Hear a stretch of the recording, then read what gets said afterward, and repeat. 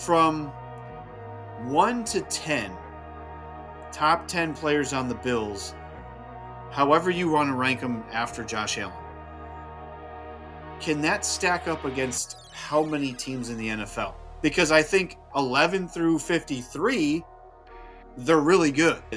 Quality starters, quality depth. Overall, 11 to 53, they're really good. It's the 1 to 10 that is the problem.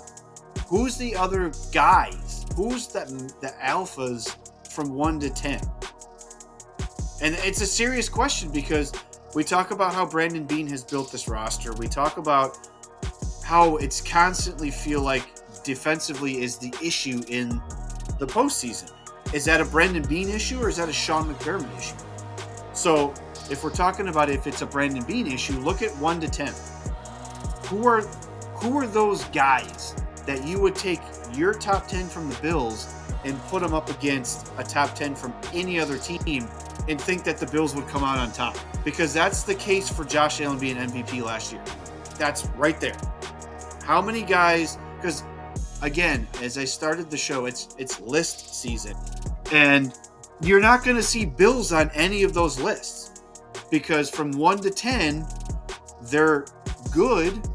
Like Ed Oliver is probably a Bills top 10 player.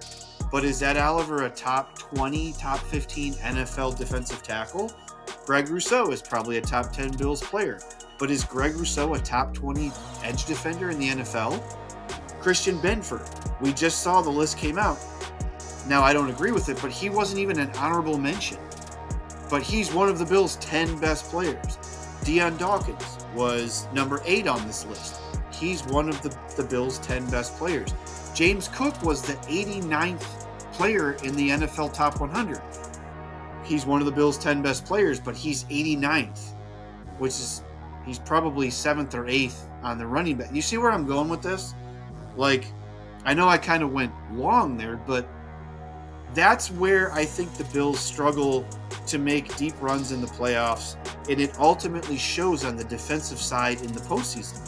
They don't have Chris Jones. Now, he's a unicorn. Obviously, there's not a lot of Chris Jones, but like I started this whole topic, like who is that guy when it's the AFC Championship game, whether it's the Chiefs, the Ravens, the Bengals, whoever, who's going to go make that play? We hope that Joey Bosa is going to be healthy and can be that guy. We hope that Landon Jackson eventually turns into that. We hope that Gregory Rousseau takes another step and he turns into that. Again, that our initial point was that we started the show with Sean McDermott.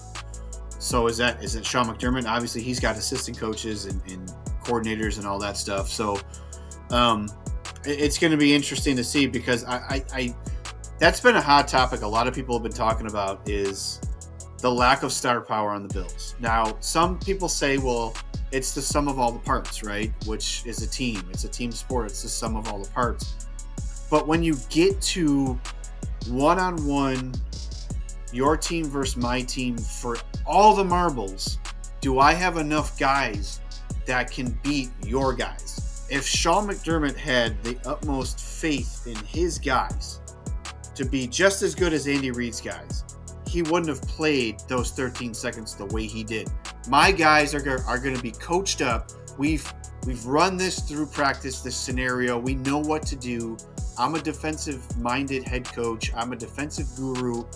My guys are going to line up against your guys. You go beat me. And he didn't do that. And I think that's why I said I think McDermott has evolved. He's learned. And yes, he's going into year 9. But I feel like he takes steps every year. So would I like more star power on this team? Yes, but I also understand the salary cap is real.